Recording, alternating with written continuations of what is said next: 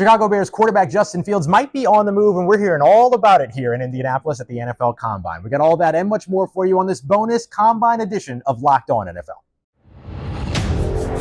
You are Locked On NFL, your daily NFL podcast. Part of the Locked On Podcast Network, your team every day.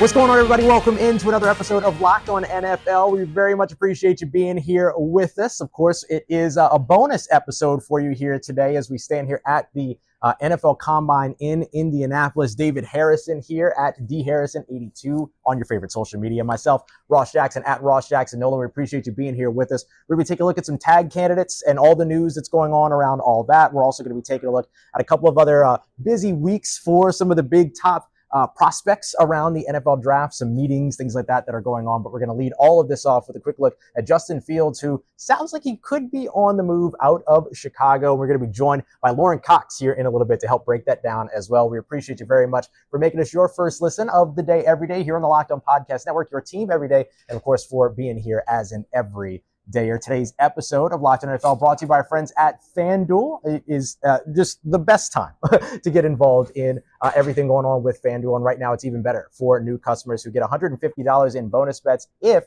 you win a simple $5 bet. That's all you got to do. So head over to FanDuel.com/lockedon to learn more. David, as we take a look at the way that things are going so far here over the course of this NFL Combine, you get Ryan Poles, the general manager of the Chicago Bears, talking a lot about Justin Fields and wanting to do right by him and all those things. Sounds like you're kind of saying all the right things, but also at the same time kind of preparing everybody for a potential move, it feels like. Yeah, I mean, you have to. Like at this point in time, you're not talking about a quarterback the way that you are here in Indianapolis unless you were trading him. I mean, it's the opposite of a vote of confidence. It's saying you like the guy, you like the young man, and you want to do right by him because it's the right thing to do. It's also kind of a message to other players around the league of like, hey, look, if it doesn't work out here, we're going to do our best to take care of you in the best way possible. But Ryan Poles also said he's got to make sure the deal, whatever deal he does get done, also takes care of the organization. Absolutely. That led over to the number one overall pick conversation with everything. And Lauren can obviously tell us more about this, but if you trade Justin Fields, I don't see how you trade the number one overall pick either, but certainly entertaining all the conversations and everything. And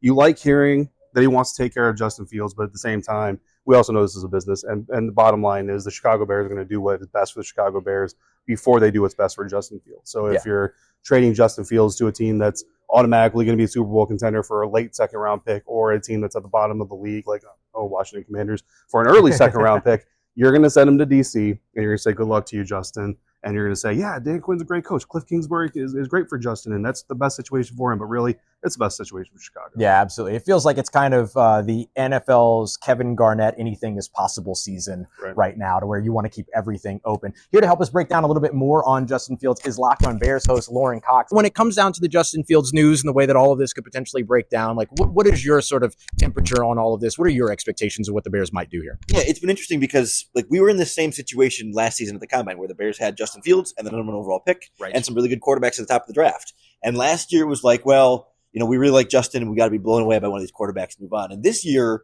same situation, but all of a sudden it's, well, we got to do right by Justin and we got to make sure that, we're going to put him in a good position too. Like the tone is completely different, even though they're in essentially the exact same situation. So it's very much a best offer for Justin Fields. Hope to get that done sooner rather than later to kind of help him move on in his career. And then they're still going to listen to offers for the number one overall pick, like because it becomes Caleb Williams, or do you trade down, say, with Washington at 2, get a bunch of extra first-round picks and still get Drae Maye? So is it Caleb Williams better than Drae Maye plus draft picks? It depends on how you kind of evaluate those two quarterbacks. Is it weird to entertain the idea of holding on to Justin Fields, trading back to 2 with the Washington Commanders, and then potentially trading back and then again and like loading up on draft picks and trying to build around Justin Fields? Or is this really all about trying to solve the quarterback situation? Yeah, the problem is it's having that opportunity to reset the market, reset the timeline at quarterback, and feel like you can get that player that takes you up even just a higher level. Like the whole reason we have this conversation is because they have the number one overall pick. Right? If the Bears were just drafting 9th, we're not talking about,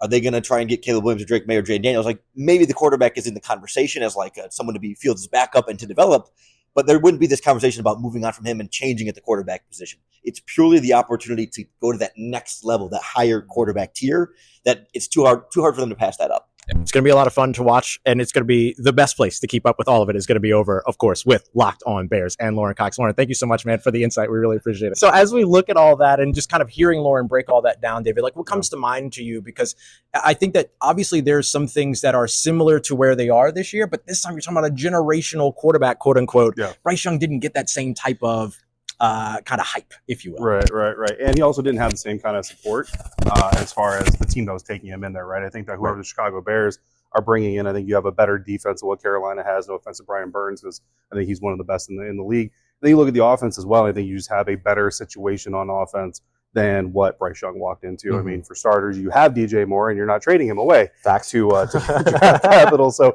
that certainly helps. And then, of course, you do have that second first-round pick. To me, I think that if you're Chicago Bears, you could go the safe route, which in some analytical circles, the safe route is trading back, get more picks, you get more chances to get that pick right versus taking the number one overall pick, and then it's either you bust or you win.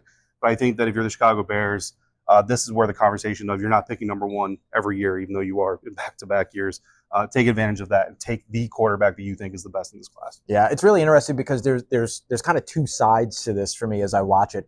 It's the Chicago Bears trying to get their situation right, right? They want to win games, want to do all that. But then to your point, something you said earlier that I thought was really poignant was this idea of showing the rest of the NFL what their culture is. And the way that they treat Justin Fields could potentially impact the way that available free agents or people who are also like looking for new landing spots and things like that kind of view them as an organization. You've covered an organization where optics was always an issue. It feels like that's just as important as trying to do the right things to get your team to win. You want to be able to bring those guys in later too.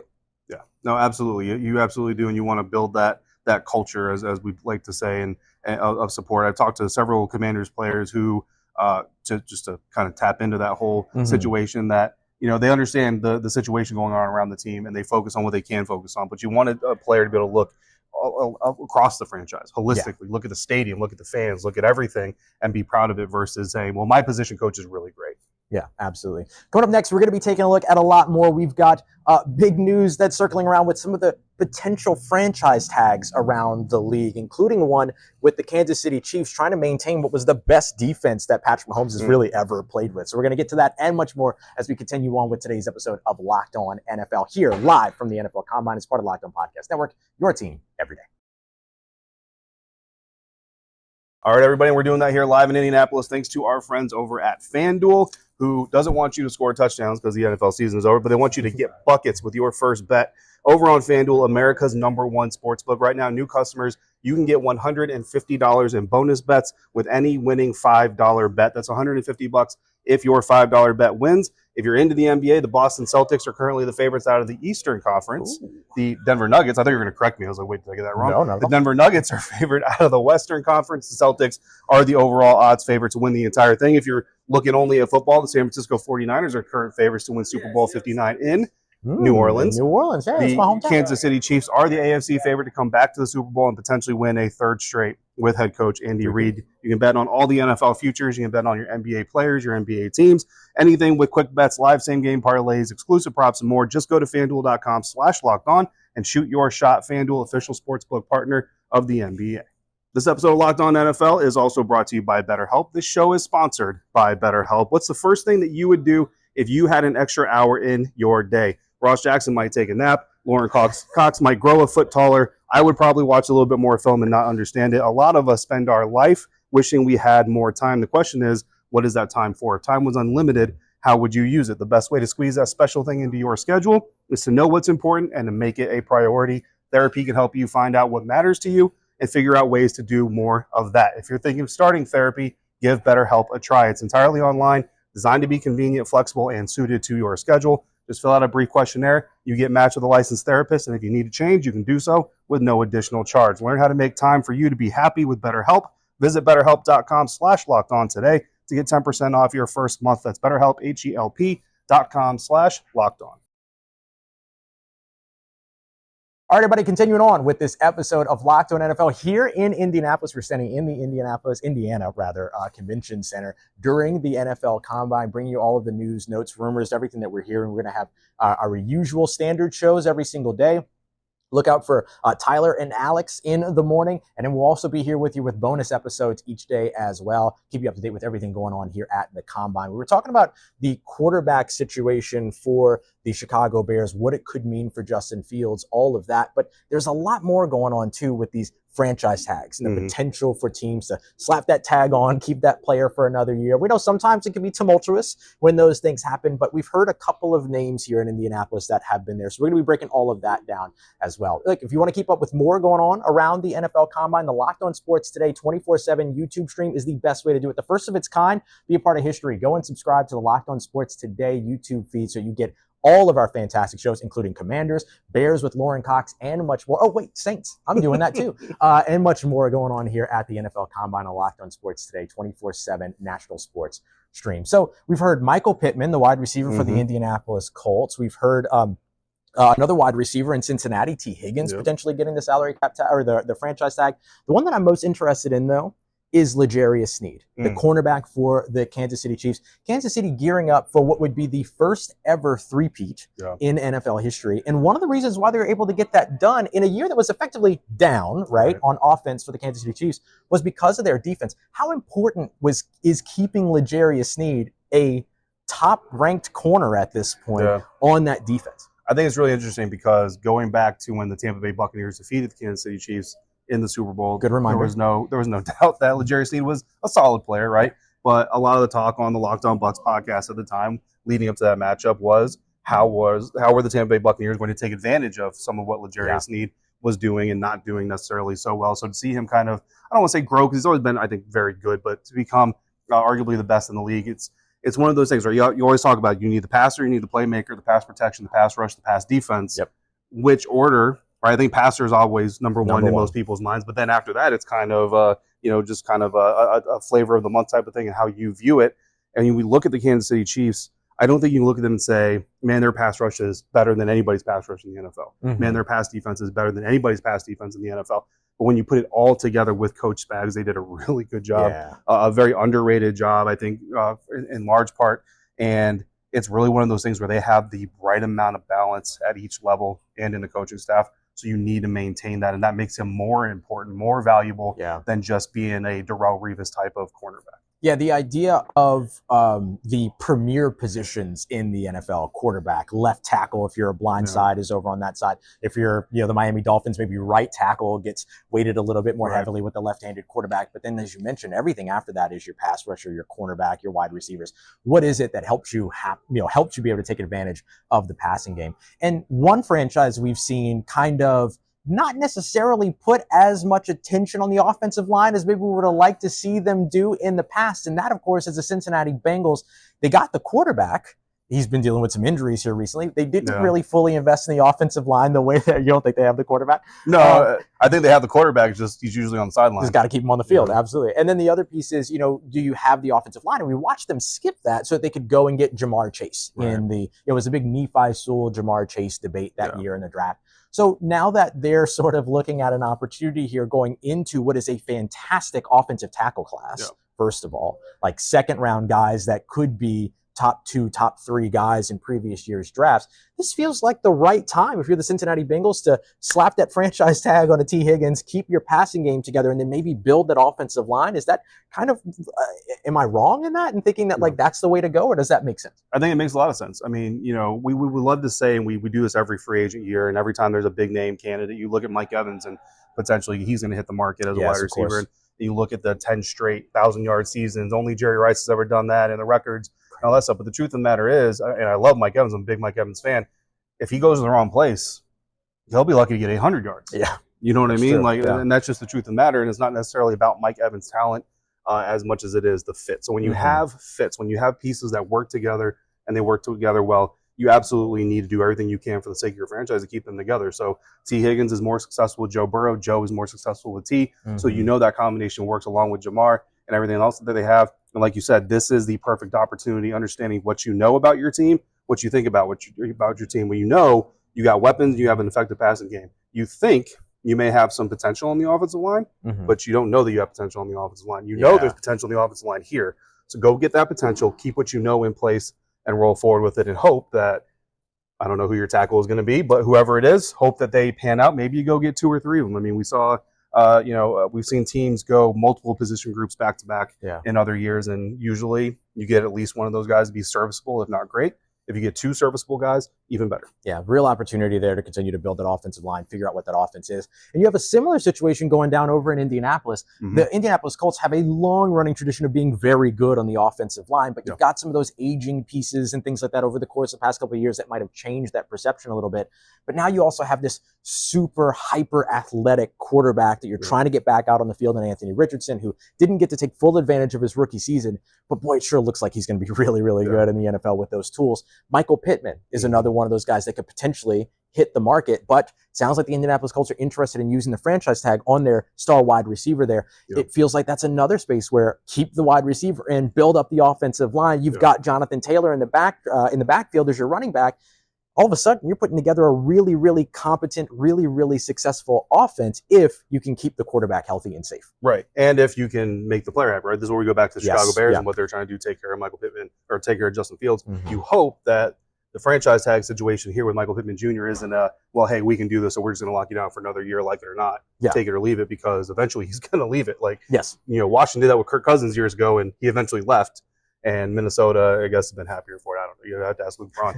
But Michael Pittman Jr. is young enough, talented enough that if you just slap the tag on him and say, dude, you're here for another year, whether you like it or not, he is going to eventually leave your franchise. So hopefully this is just a maneuver of saying, hey, we need more time to hammer out the deals. Maybe we got some moves coming to free up some more money. But hopefully this is a move to taking care of Michael Pittman Jr. versus just locking him down for the sake of the team. Great point. Sometimes the franchise tag isn't just about the 1 year, it's about the future and giving yourself more time to negotiate what that future looks like. Coming up next, we're going to be taking a look at the drafted quarterbacks or draftable quarterbacks. It's been a busy week already for some of these guys. What are we hearing? What are we seeing? We got all of that coming up for you here as we are live from the NFL Combine here on Locked On NFL, part of Locked On Podcast Network, your team every day. We're here with you live in Indianapolis, thanks to our friends over at eBay Motors, who are bringing you passion, drive, and patience, because that brings home winning trophies in the NFL. It also helps keep your ride or die alive. And I would know my ride or die 2020 ride has a lot of miles on it, and I have kept it available and kept it alive thanks to our friends over at eBay Motors, because they have everything you need to maintain your vehicle and level it up to peak performance, from superchargers, roof racks, performance roof racks, exhaust kits, LED headlights, and more. Whether you're into speed, power, or style, eBay Motors has got you covered. With over 122 million parts for your number one ride or die, you're always going to find exactly what you're looking for. And with eBay's Guaranteed Fit, your part is guaranteed to fit your ride every time, or you get your money back. Because with eBay Motors, you're going to burn rubber, not cash. With all the parts you need at the prices you want, it's easy to turn your car into the MVP and bring home that win. So keep your ride or die alive at ebaymotors.com. Eligible items only. Exclusions apply. eBay Guaranteed Fit, only available to U.S. customers. All right, everybody, wrapping up this bonus edition of Locked On NFL here from the NFL Combine. We appreciate you very much for being here. Don't forget, we are your team every day, so you're going to be able to find even more NFL draft coverage, NFL Combine coverage here on Locked On NFL and across all of our fantastic local shows as well. Locked On Commanders, Locked On Bears, Locked On Dolphins Saints is on the scene. Locked On Saints is fine. It's okay. Like, we got a little bit going on over there. But a whole bunch for you to check out all across the network here. So make sure you're keeping up with us here throughout a very, very busy week in Indianapolis. So speaking of a very, very busy week in Indianapolis, no one is busier than these draft-eligible quarterbacks. Yeah. Guys like Caleb Williams coming out of USC, who's expected to be the number one overall selection. Jaden Daniels, a guy that, a lot of teams really like. Just a little Heisman winner coming out of Louisiana, ain't no thing. And then as well as all of these other fantastic quarterbacks in this class, Drae Maye out of UNC and others. When you look at sort of the sort of like news storm that comes around these guys, it feels like sometimes you have to take precaution every now and then to where you're wanting to watch out for, this team is meeting with this quarterback and everything. Like, every team kind of meets with every player, but there's still some stuff to kind of like scrape off the top when it comes to this, I imagine. Yeah, I mean, the formals are kind of the more important ones, right? The formals are the more finite resource that these NFL teams have. They can only have so many formal meetings, so that's a little bit more. But even then, it's kind of like your top 30 visits before we get to the draft. Like, sometimes we don't know if we like a guy, so let's get to know him a little bit more and see if we do like him. And then it all turns out, no, we don't actually like him all that much. So you can't even read too much into that. But so I've been able to confirm, the Washington Commanders had a meeting with Jaden Daniels, so that's obviously important. And you look at their situation, their quarterback room, and you think, okay, Jaden Daniels could be a person that they want to bring in. So that's exciting. But you also don't know how that meeting went. Right. And you don't know what it is the Commanders are actually looking for. You don't know what it is that Jaden Daniels is bringing to the table. And look, these guys are smarter than ever before. They're more prepared than ever before. And the risk with being overly prepared or more prepared than ever before is you can also come across fake. If you come in there true. saying all the right things, it could be because you're not being authentic. You're almost not like being too real. prepared in a way, too absolutely. polished. So you want to balance between being a real human being and being the right fit. And honestly, I'm not an agent, but if I were, I would tell my client, go be you. Because at the end of the day, that's who we want them to draft is you, not fake you, right? Anyway, that's a whole different other conversation we can have another episode on later on in the day. But you mentioned, right, the quarterbacks, like a lot of people will say, well, these quarterbacks aren't even throwing. They're only going to talk to the media once. And the interviews are private and they do the medicals like everybody else does. So how much more is there on them?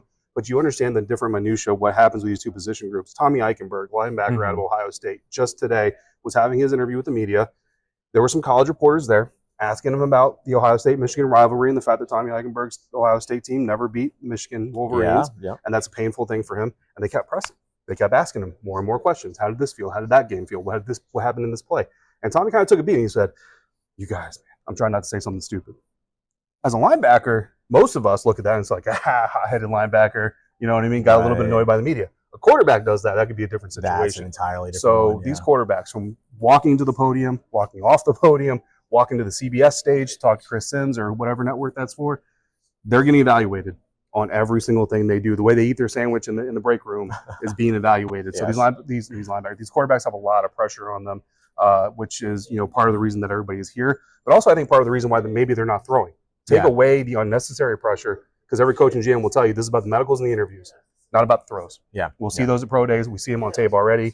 Maybe at the Senior Bowl if you were there, maybe at the East West Shrine game. So take away the unnecessary pressure, focus on the real pressure. Yeah, and it feels like there's also those opportunities. Every team gets their top 30 visits, right? Those really sort of exclusive, come to our facility. Let me see what happens if you throw running to your left. Let me see what happens when you throw running to your right. Can you navigate this? Put this coverage up on the board. What are you watching, if in this play call against this coverage? You get a lot more finite, a lot more detailed in terms of understanding all of those bits, bobs, and pieces. And look, there's some coaches that didn't even come here as well. And so when you think about those coaches that aren't here, those moments where you get to bring them in and have that top 30 visit, bring them together and kind of show them play art, all this other stuff, have them show you what they can do on the field in your home, which is a little bit uncomfortable for them, get them off of familiar territory, gives them a real opportunity to be able to evaluate. One of my other things that's super, super fun about these visits and everything like that too, is that you might see a team that doesn't even have a first round pick visiting with a quarterback that's expected to be drafted in the top 5. Why do that? Historical documentation. This is like one of my favorite things about this era, or this portion rather, of the offseason, is that sometimes you're scouting some of these guys because they might be available in 4 or 5 years. It's not even that you're looking at them right now. You're just trying to start sort of your Rolodex of information on them so that if they hit the market in 4 or 5 years off their rookie contract, if you feel like they fit what you're doing at that time based upon what you knew, and you've seen the maturity, you've seen things that have continued to build and grow for those players over the course of those 4 or 5 years, that can be a time to where you pick up the phone. In fact, that's exactly what to go back to the Bears for a moment, that's exactly what happened with the Baltimore Ravens when they called up and made that trade for Roquan Smith. They still liked what they saw from him during their draft evaluation, and that was part of what informed them about going to go and get him, along with the fact that he was Roquan Smith. Yeah, no, absolutely. I mean, the layers of this thing are tremendous, and I think that's part that a lot of us on the outside, when we're standing here in these dining halls and all this stuff, sometimes we can lose sight on that, is how many layers really go into building, maintaining, and even improving an already successful NFL team. That's why you see teams like the Kansas City Chiefs, right? We talk about it. They kind of took that step back on offense. They were able to pick it up on defense. Well, how did they make that happen? That's what every other NFL team is trying to crack and trying to figure out, because that's how you build sustained success. And again, now this third season, see if they can maintain it. And what happens here, they could get, they're not going to get Malik Neighbors, but go find a Malik Neighbors that becomes their wide receiver 1 all of a sudden as a rookie. Next thing you know, they've got the defense, now they've got the offense, and they just run away with it. Yeah, it makes a ton of difference. So another busy week for a really fantastic group of NFL draft prospects going into this one. If you want to keep up with all of it, I highly recommend going out and checking out Damian Parson as well as Keith Sanchez over at Locked On NFL Draft to get more of the draft prospect analysis, and of course keeping up with everything going on across the NFL here on the Locked On NFL podcast. For David Harrison here, I am Ross Jackson. We'll be seeing you again here soon. Well, not live, but coming at you from Indianapolis here at the NFL Combine as we continue on here on the Locked On NFL podcast, part of Locked On Podcast Network, your team every day.